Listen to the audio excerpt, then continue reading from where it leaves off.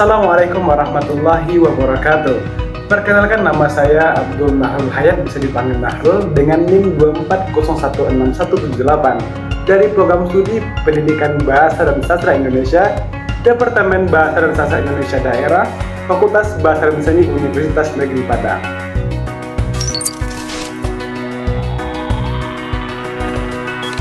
Baiklah, dalam kesempatan ini saya akan menyampaikan materi tentang unsur intrinsik dan ekstrinsik pada prosa.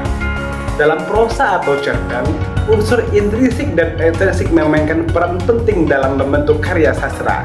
Berikut penjelasannya. Unsur intrinsik memiliki yang pertama tema, pokok pikiran atau ide yang mendasari cerita. Selanjutnya yang kedua mengenai tentang alur. Rangkaian peristiwa dalam cerita biasanya terdiri dari pengantar, konflik, klimaks, dan penyelesaian. Selanjutnya yang ketiga mengenai tentang tokoh dan penokohan.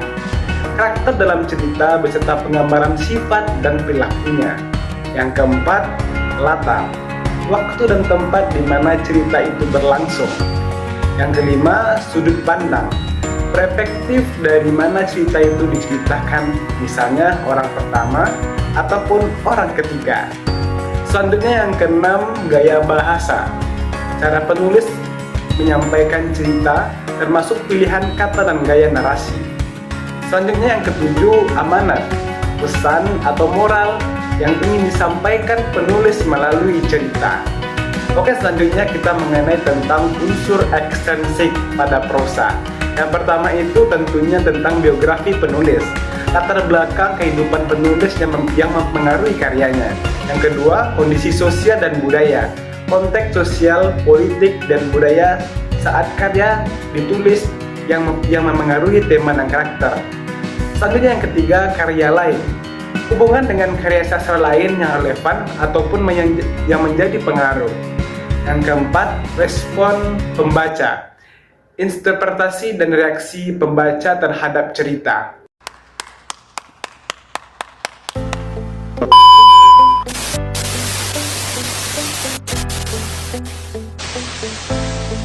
Kesimpulannya, tentang unsur intrinsik dan ekstrinsik pada prosa dapat dirumuskan sebagai berikut.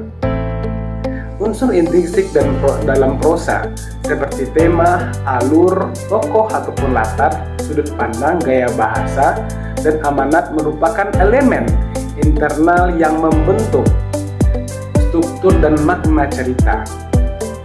Unsur-unsur ini saling berinteraksi dan memberikan kedalaman pada narasi, memungkinkan pembaca untuk merasakan dan memahami pesan yang ingin disampaikan oleh seorang penulis. Sementara itu, unsur ekstrinsik seperti biografi, penulis, konteks sosial dan budaya, serta respon pembaca memberikan latar belakang yang penting untuk memahami karya sastra. Baiklah, hanya itu yang dapat saya sampaikan. Kurang lebih mohon dimaafkan. Saya tutupi dengan sebuah pantun. Tiada gading yang tak retak, retaknya menjadi ukiran. Tiada lautan yang tak berombak, ombaknya menjadi hiasan. Tiada insan yang tak bersalah, salah kami mohon dimaafkan.